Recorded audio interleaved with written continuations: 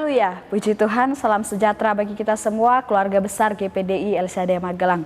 Puji Tuhan, kembali kita akan merenungkan kebenaran firman Tuhan pada hari ini.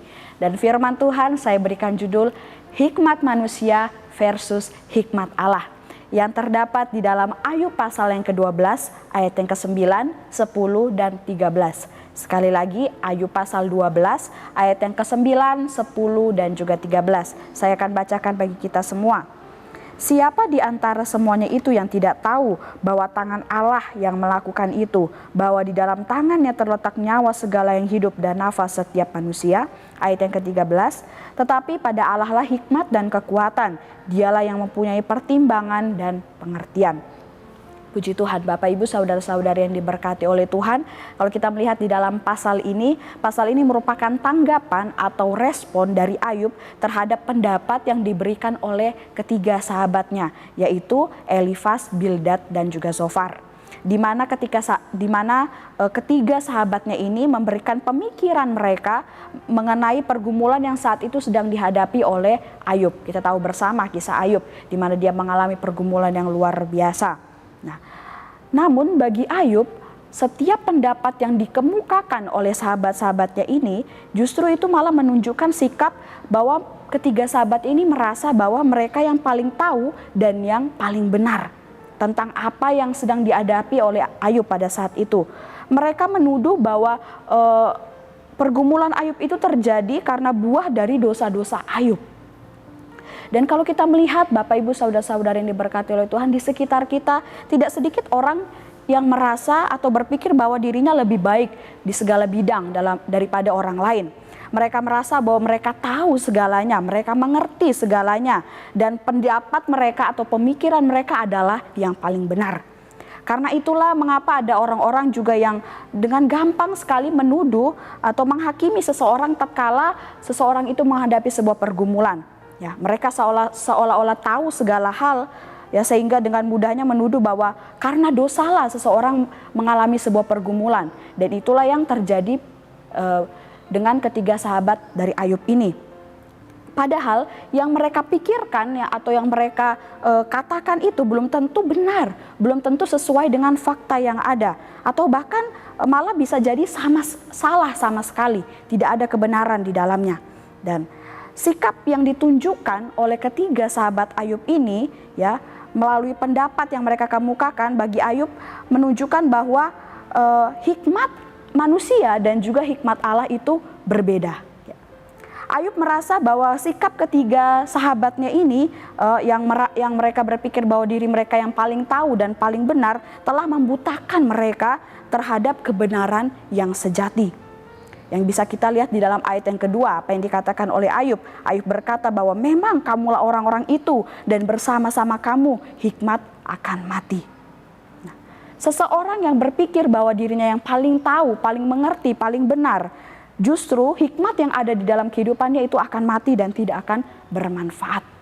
Karena dia merasa dirinya yang paling benar, paling tahu. Padahal sesungguhnya belum tentu apa yang dia pikirkan, apa yang dia tahu itu adalah sebuah kebenaran dan sesuai dengan kehendak Tuhan. Dan Bapak Ibu saudara-saudari yang diberkati oleh Tuhan, melalui renungan hari ini, mari kita melihat tentang hikmat manusia dan juga hikmat Allah. Yang pertama adalah hikmat manusia. Satu hal tentang hikmat manusia yang harus kita ketahui dan harus kita sadari adalah hikmat manusia itu terbatas. Mengapa hikmat manusia itu terbatas? Kita melihat bahwa karena kita manusia hanyalah makhluk ciptaannya Tuhan. Bahkan selain kita ada begitu banyak ciptaan Tuhan yang lain yang luar biasa yang Allah ciptakan. Kita bisa melihat di dalam ayat yang ke-7 sampai ayat yang ke-10. Di situ dikatakan, tetapi bertanyalah kepada binatang maka engkau akan diberinya pengajaran. Kepada burung di udara maka engkau akan diberinya keterangan. Atau bertuturlah kepada bumi maka engkau akan diberinya pengajaran. Bahkan ikan di laut akan bercerita kepadamu. Siapa di antara semuanya itu yang tidak tahu bahwa tangan Allah yang melakukan itu? Bahkan dikatakan dalam ayat 10, di dalam tangannya Tuhan terletak nyawa dan nafas makhluk hidup, bahkan juga manusia. Jadi kita ini adalah makhluk ciptaannya Tuhan. Tuhan yang menciptakan kehidupan kita. Jadi lebih singkatnya, kita ada atau kita hidup itu karena Tuhan. karena anugerah Allah.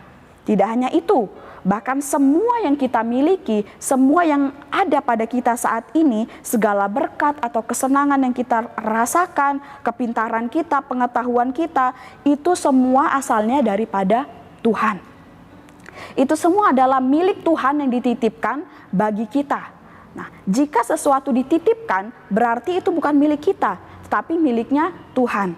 Tetapi Tuhan memberikan, Tuhan menitipkan kesenangan atau berkat-berkat itu bagi kita untuk kita gunakan sebaik-baiknya di dalam kita menjalani kehidupan di muka bumi ini. Sehingga seharusnya tidak ada alasan bagi kita untuk bersikap sombong dan berpikir atau merasa bahwa diri kita inilah yang paling benar, diri kita ini yang paling tahu segala sesuatu. Karena apa? Karena sesungguhnya semua yang kita miliki, semua yang ada dalam kehidupan kita ini adalah miliknya Tuhan. Pengetahuan kita pun Tuhan yang memberikan bagi kita. Jadi tidak ada alasan bagi kita untuk merasa diri kita yang paling benar, diri kita yang paling tahu segala-galanya. Tidak.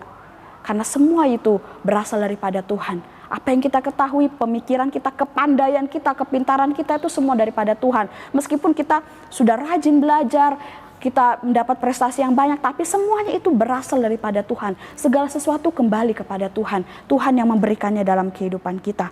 Mari belajar menyadari bahwa kita ini ciptaan Tuhan dan semua yang ada dalam kehidupan kita ini adalah miliknya Tuhan. Sehingga kita akan selalu memikirkan dan memperkatakan sesuatu yang sesuai dengan kebenaran. Ya, kebenarannya firman Tuhan. Dan kebenaran yang sejati itu adalah Tuhan itu sendiri. Ya, sumber dari segala-galanya. Dan satu hal lagi, memang hikmat manusia itu terbatas. Tetapi Allah juga berjanji, barang siapa yang meminta hikmat kepada Allah pasti akan diberi. Orang yang meminta hikmat kepada Tuhan pasti akan diberikan pengertian tentang banyak hal daripada Tuhan. Yang seperti dikatakan dalam Yakobus pasal yang pertama ayat ke-5 sampai ke-6. Jika kamu kekurangan hikmat, mintalah kepada Allah, maka Allah yang akan memberikan. Supaya kita dibuat Allah mengerti akan banyak hal di dalam setiap kehidupan kita. Dan kita akan mengerti kehendak Bapa. Dan orang yang berhikmat, ya, yang tentunya memiliki hikmat daripada Tuhan, akan selalu memikirkan atau memperkatakan hal-hal yang memberkati, ya, memperkatakan hikmat, memikirkan hikmat, ya. Tidak seperti ketiga sahabat Ayub ini yang justru malah memojokkan Ayub ketika Ayub mengalami pergumulan. Tetapi orang yang berhikmat, yang hikmatnya berasal daripada Allah, dia akan selalu memperkatakan hikmat, memikirkan hal-hal yang berkenan di hadapan Tuhan, dan memperkatakan hal-hal yang baik bagi sesama. Itu adalah mengenai hikmat manusia. Dan sekarang kita akan melihat mengenai hikmat Allah. Kalau tadi dikatakan bahwa hikmat manusia itu terbatas, ya. Kalau kita melihat di dalam ayat yang ke-13, ya, di sini dijelaskan bahwa hikmat dan pertimbangan bahkan pengertian yang benar hanya ada di dalam Allah. Dengan kata lain bahwa Allah adalah sumber hikmat itu.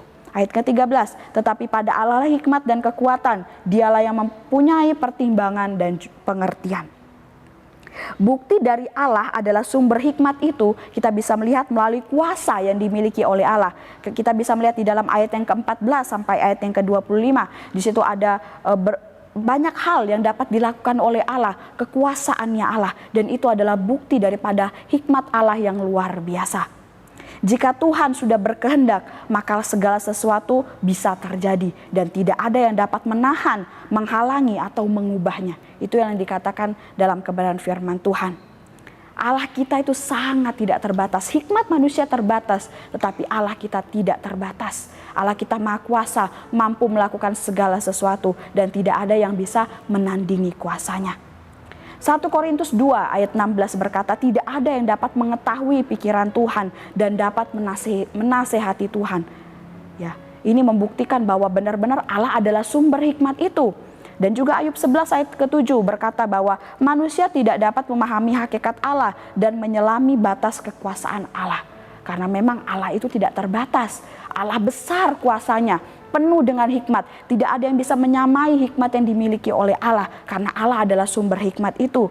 Ya. Tidak ada yang dapat mengerti pikiran Tuhan. Dan tidak ada yang dapat menasehati Tuhan. Karena apa? Karena Tuhan sumber hikmat itu. Tuhanlah yang paling benar. Tuhan adalah sumber kebenaran di dalam setiap kehidupan kita. Sehingga inilah yang membedakan hikmat manusia dan hikmat Allah. Hikmat manusia bisa terbatas karena sesungguhnya kepintaran kita pun itu berasal daripada Allah. Kemampuan kita, semua yang kita miliki itu berasal daripada Allah. Tetapi Allah kita, hikmatnya luar biasa, tidak terbatas. Karena memang Dia adalah sumber hikmat itu, sumber segala pengertian dan juga pengajaran. Pada kesimpulannya, Bapak, Ibu, saudara-saudari yang diberkati oleh Tuhan, mari kita mau belajar untuk bersikap rendah hati, ya, tidak merasa diri kita paling benar, tidak merasa diri kita yang paling tahu. Ya, meskipun kita sudah mempelajari banyak hal, ya, tetapi semuanya itu mari kita ingat kembali itu berasal daripada Tuhan. Kalau kita mampu mengingat segala sesuatu, kita mampu belajar dengan baik, itu semua hanya karena anugerah Tuhan. Alangkah lebih baiknya lagi kalau kita meminta hikmat langsung yang berasal daripada Tuhan, sehingga kita dibuat mengerti tentang banyak hal daripada Tuhan. Ya, sehingga kita tidak akan dengan mudahnya menunjuk atau menuduh dosa seseorang atas musibah atau pergumulan yang mereka hadapi, serta kita bisa menjadi berkat bagi banyak orang. Ya, keberadaan kita mampu memberikan kekuatan, motivasi, dorongan dan juga penghiburan bagi orang lain, terutama saat mereka sedang mengalami keterpurukan dalam kehidupan mereka, seperti yang dialami oleh Ayub dalam kisah ini. Puji Tuhan, Bapak, Ibu, saudara-saudari yang diberkati oleh Tuhan, kiranya firman Tuhan ini menguatkan kita, mengingatkan kita kembali. Mari kita memperbaiki kehidupan kita, hidup rendah hati di hadapan Tuhan, tidak merasa diri kita paling pintar, paling tahu, paling hebat daripada yang lainnya. Tapi mari kita membangun kasih dengan sesama. Puji Tuhan, Tuhan Yesus memberkati. Mari kita akhiri renungan kita hari ini dengan berdoa. Segala puji syukur, hormat, kemuliaan kami persembahkan kepadamu Tuhan. Engkau Allah kami yang dahsyat, Engkau Allah kami yang luar biasa. Kami bersyukur buat setiap kebenaran firman-Mu yang Kau perdengarkan bagi kami semua. Ajar kami Tuhan untuk mampu mengerjakan, melakukan setiap firman-Mu dalam kehidupan kami. Dan tolong kami untuk bisa mentaati setiap kebenaran firman-Mu. Engkau memberkati seluruh sidang jemaat Tuhan yang ada di GPDI El Shaddai Magelang. Supaya jemaat-jemaat Tuhan tetap terus setia mengiring Engkau. Mereka tetap kuat di dalam iman, pengharapan dan kasih hanya kepada Tuhan. Terima kasih Yesus, terima kasih Bapa, kami terima firman-Mu dengan penuh ucapan syukur dalam nama Tuhan Yesus. Haleluya. Amin.